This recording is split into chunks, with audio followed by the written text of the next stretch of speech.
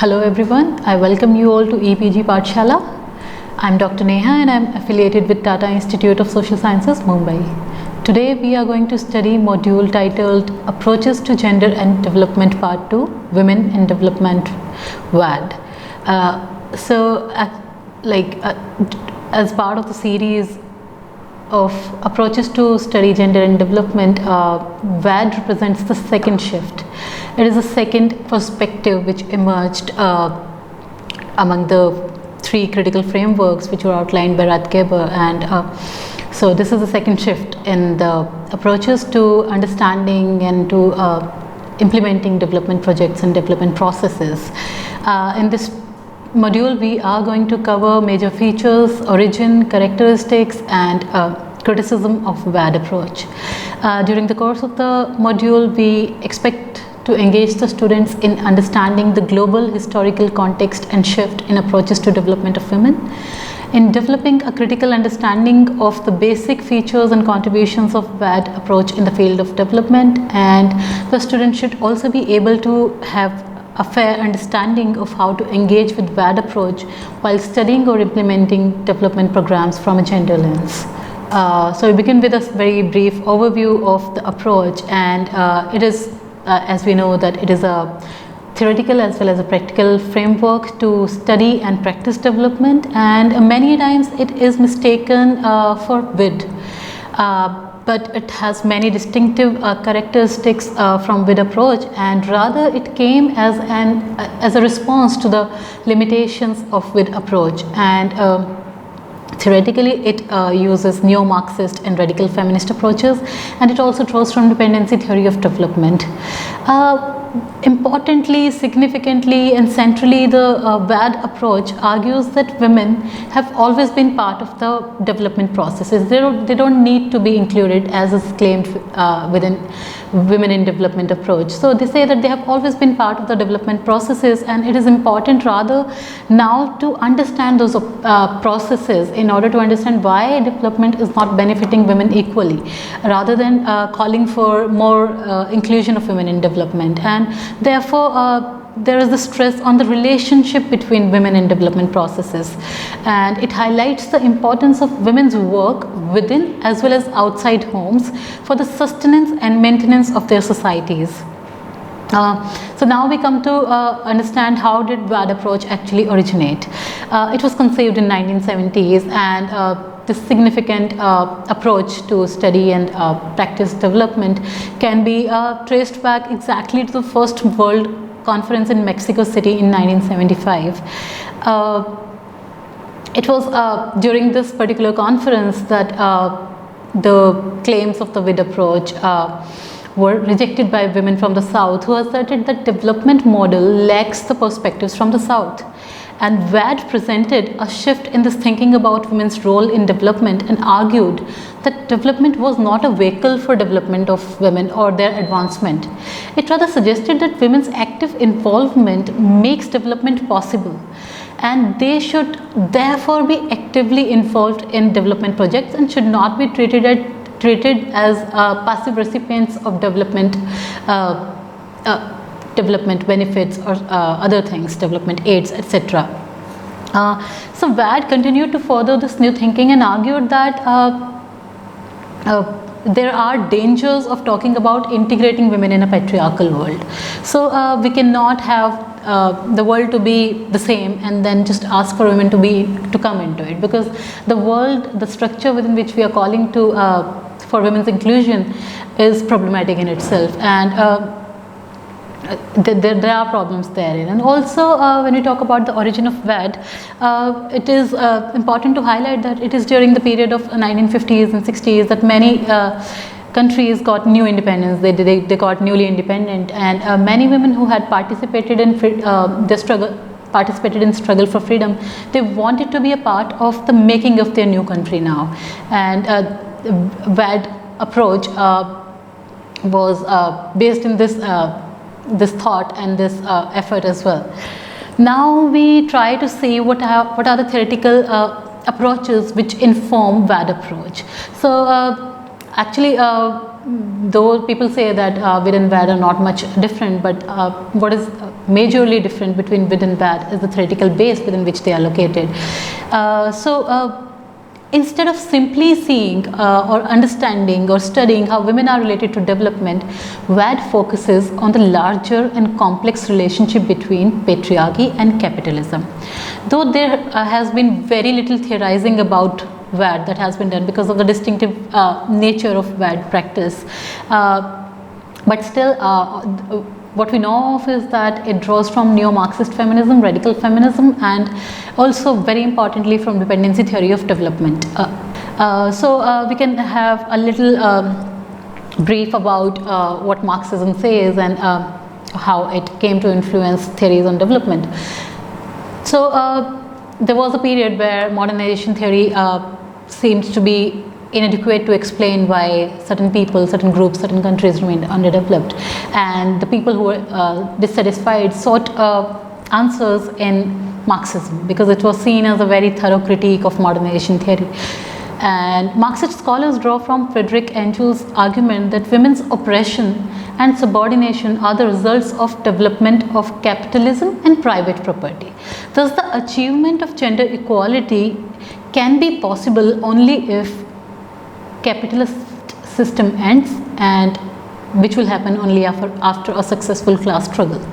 The focus of the Marxist thinkers hence is capitalism, and they completely ignore the crucial role of patriarchy in determining women's subordinate position, as they believe that patriarchy is a result of and outgrowth of capitalist system. By the late 1970s, several Marxist scholars had reached the conclusion that classical Marxism fails to, or at least is inadequate to, explain modern society, and new Marxist approaches came to be evolved with this kind of knowledge. And new Marxist approaches to development are generally about dependency theory and world systems theory, and they see development as being caused by external factors, external persons, external institutions or structures, rather than as internal factors, as was envisaged in earlier theories. Some influential feminists during this time expanded their debate and included a nuanced appreciation of reproductive labor and the role of class in women's life. WAD represents this amalgamation of neo-Marxist thoughts with feminists' expanded debate on development.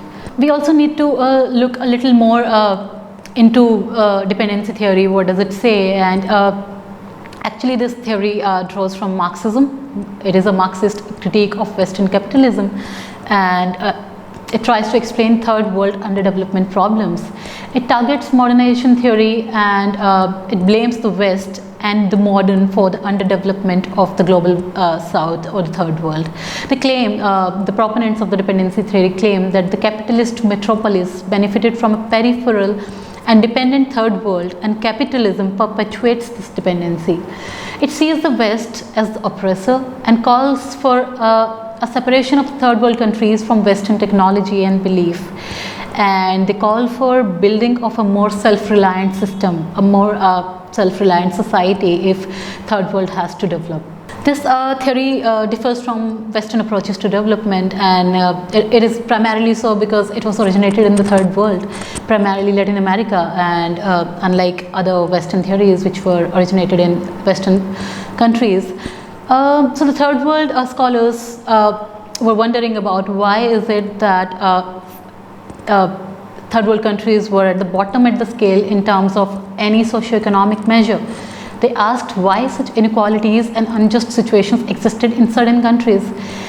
Their concern was not only to find out but also to transform those unjust situations and find ways to an increased equality among nations as among peoples. Fundamentally, for dependency theory, underdevelopment is not a natural state. It is something which is caused by, and which is actively caused by, developed nations through a sustained system of interactions between the two. The underdevelopment of the poor countries is not only caused by powerful countries but is also needed. It is not only caused, but it is also needed by powerful countries, the Western countries, in order to make possible the development of the industrialized countries that form the Western core. Both the core and periphery are seen as part of the world political economic system according to this theory, and it is said that neither would exist without the other. Propositions within dependency theory can be read in the box number 1, and the major feminist theory, the major feminist thought that has informed WAD approach, and that is radical feminism. And while there was dependency theory, which was gaining prominence and significance as a very important theory to understand the development and underdevelopment of countries, during the same time radical feminism was evolving, and together they both challenge existing social structures and call for separation from the power sources. And radical feminists argue that patriarchy is the fundamental cause of women's oppression, and it exists in all societies, whether developed or not. So it is not that capitalism alone can cause or stop women's oppression, but it is mainly patriarchy which is seen to be the major culprit within radical feminism to be causing women difficult circumstances and subordinate status in society. So for many of them, creation of a men-free, women-only systems is the solution to women's problems. They suggested to create alternative women-only social institutions which were designed to protect women's interests from patriarchal domination. This approach culminated into WAD approach, and more can be read about radical feminism from the box number 2. But right now it's the kind of issues which were addressed by radical feminists and also by WAD approach therefore include reproductive and abortion rights, breaking gender roles, understanding pornography, rape and prostitution as expression of patriarchal power, critiquing culture and marriage, and critiquing religion and other institutions. Later some radical feminists also focused on sexuality studies. To understand and to analyze these issues, radical feminists used certain tools like women's organization and consciousness raising to raise awareness of women's oppression. They also organized some events like public protests, etc. When we talk of radical feminism, certain names that definitely need to be pointed out include T. Grace Atkinson, Corinne Grad Coleman, Jill Johnston, Robin Morgan, and Shulamit Firestone. We can see one of the protest or an image from one of the protests that happened with WAD approach, with radical feminist approach, where the woman is asserting her choice over her body and how she chooses to use her body. A summary form of the whole module on WAD can be read in this particular table. So now we move on to discuss what are the major features of WAD approach. Firstly, because it draws from radical feminism, and it comes as a response to it comes as something which seeks solutions outside of patriarchal structures. This approach is majorly having emphasis on women's power. It is something which recognizes and appreciates women's knowledge, their work, their goals, their responsibilities, that they have always contributed to the processes of development. It points out that women have always been contributing in development by participating in agriculture and other activities of development, but their contribution has never been considered. It has always been overlooked and marginalized in development plans of their countries. Secondly, it's a woman-centric approach. It's very simply stated, it is a very woman-centric approach. It is a woman-only approach. It is a men-free approach. It suggests that there be women-only development projects because only those projects can take care of women's particular interests. And next feature of WAD approach can be best captured in the slogan, give credit where it is due. And to give credit where it is due, two things were being done within the WAD approach, and they were spreading awareness about why and what needs to be done to take care of women's needs and how. Secondly, there were campaigns. There were various campaigns that were made that were designed to change development policies by placing women's concerns on national and international agenda. So there were campaigns, there were awareness programs. These were being done to organize women. And another thing which was kind of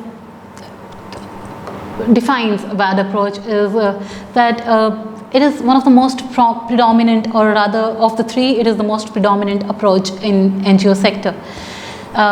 It is unfavored, it is unpopular in power centers. It is not something which mainstream development actors in the state perhaps utilize to take care of women's development needs. But at the grassroots level, NGOs use it as a primary approach to organize women.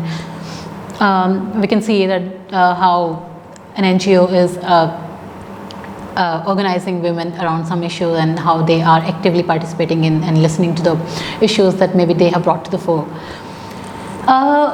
Another feature which comes as a very new feature, which comes as a very significant addition to the thought on women in development practice and debate, is that WAD approach highlights the significance of international structures of inequality. It sees both women and men as being left out of global economic structures because of the way wealth is distributed. It recognizes that even men from relatively lower economic class live oppressed lives and are adversely affected by the international structures of production. However, these issues of gender relations within classes, across gender alliances and divisions within classes, are not systematically and analytically addressed even within WAD. Geber has rightly argued that though theoretically WAD addresses the issue of class, in its practical formulation of development projects, issues of race, class or ethnicity are ignored, and women are grouped together into certain special economic projects. Now that we have kind of had an introduction to what WAD is about, what does it include, what does it do, we come to see what are the major criticisms against WAD, because any approach until now that has come to explain development, to understand development, has met criticism because of the various contexts that keep coming up. And basically WAD has garnered much criticism for its theoretical as well as practical position. It fails to fully consider and examine the relationships between patriarchy, modes of production and marginalization of women. It focuses only on the inequitable international structures and class inequalities, and it also presumes that the position of women around the world will improve when international conditions become more equitable. This is a great failing, as it does not give attention to the ideology of patriarchy, which it set out to do in the beginning.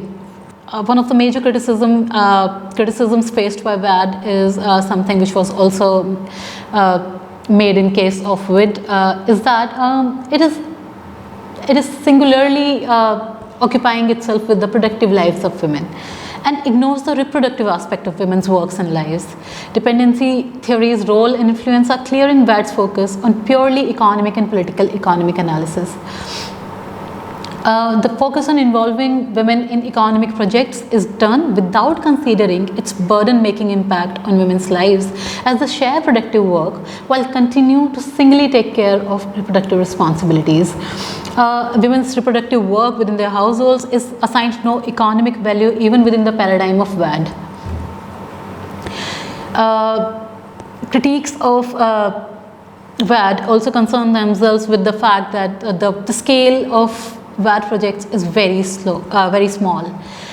They have little funds, they reach smaller population, and therefore such projects, it is said, that would ultimately fail because rather may marginalize women more.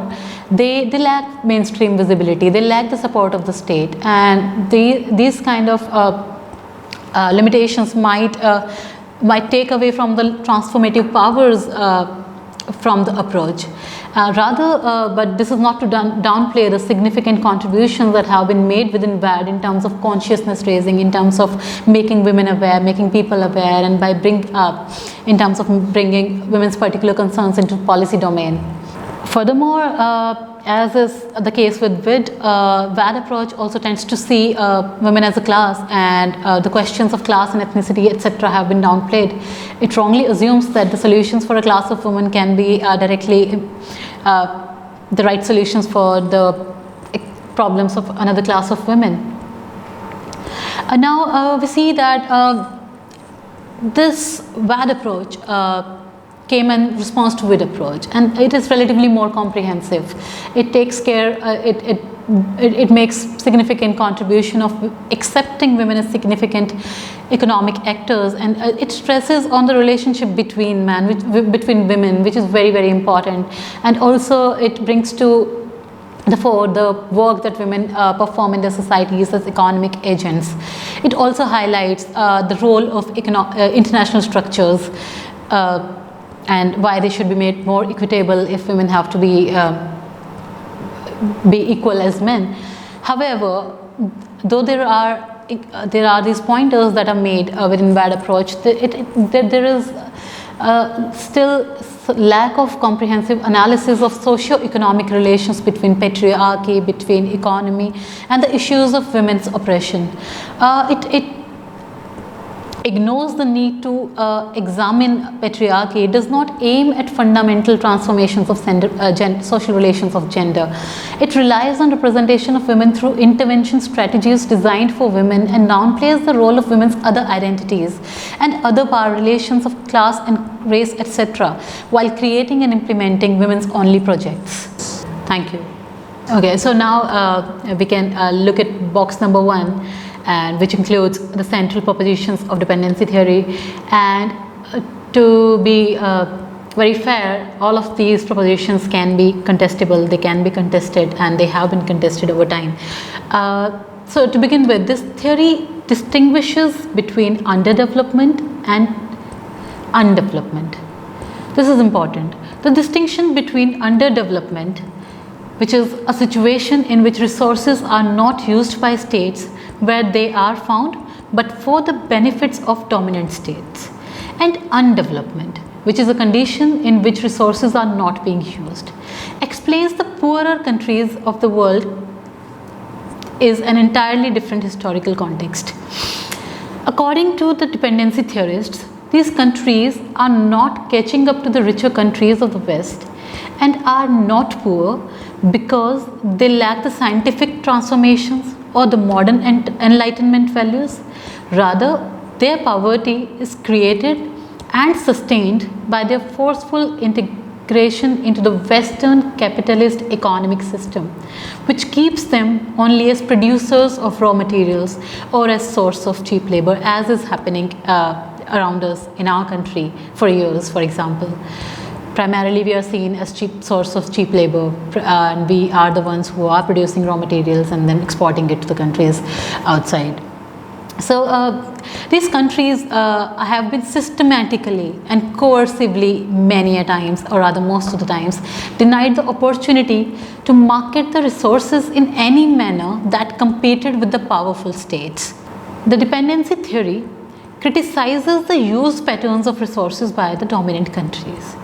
The proponents argue in favor of alternative use of resources. They talk about how the resources can be alternatively used so that neither country remains undeveloped or underdeveloped. For example, rather than exporting agricultural products to the economic powers, agricultural land should be used for domestic food production. This can end malnutrition in a country. This is just one example that they are giving, how an alternative way of use of resources can be made. Another very prominent proposition of the dependency theory is its belief in the existence of a clear national economic interest which should be articulated for each country. This national interest should be and can only be satisfied by addressing the needs of the poor in the society, as opposed to through the satisfaction of governmental or corporate needs, which is the case presently. Interestingly, the underdevelopment and unfair diversion of the resources is caused not only by the dominant states, but also by the local elites in the poorer countries, as their own interests are in line with the interests of the developed nation states. Often, these elites are typically educated or trained in the West and share similar values and culture with the elites in dominant states. Now we can look at radical feminism in a little bit more detail. If you look at box number 2, it kind of gives more inputs about what exactly is radical feminism. It is basically a theory, a thought within feminism, which emphasizes on the patriarchal roots of inequality between women and men. It views patriarchy as dividing privileges, rights, and power on the basis of gender in a manner that oppresses women and privileges men. Tong defines a radical feminist as a person who sees the sex or gender system as the fundamental cause of women's oppression. Thus, radical feminism challenges existing political and social organization in total, as it is inherently patriarchal. Unlike the liberal feminists who work within the system for change, the radical feminists tend to be more radical in their approach, and they are skeptical of political action within the current system, and they call for a new system, the making of a new system, functioning within a new system altogether, which undermines patriarchy and associated hierarchical structures, processes, and operations. They are more radical and militant in their approach and aim to dismantle patriarchy rather than making space for women in the existing patriarchal systems through legal changes, which was the case until now. Unlike Marxist feminists, radical feminists also addressed oppression as being beyond an economic or class issue. Thank you.